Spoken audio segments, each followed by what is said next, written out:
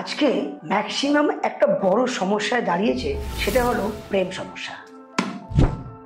6 মাস টিকছে না, প্রেম কেটে যাচ্ছে, ব্রেকআপ হয়ে যাচ্ছে। প্রেমের জন্য মানুষ সুসাইড পর্যন্ত করে ফেলছে। কেন?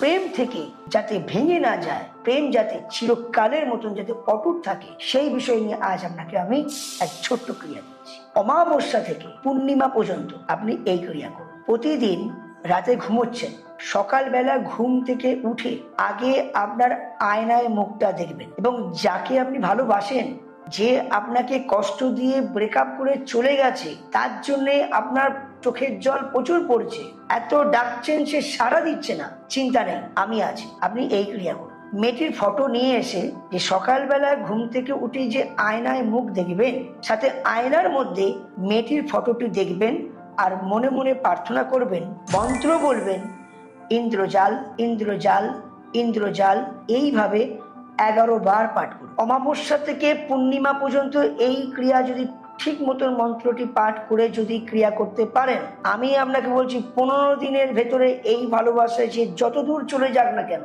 সে আপনার কাছে নত হয়ে আপনার কাছে 100% আসবে।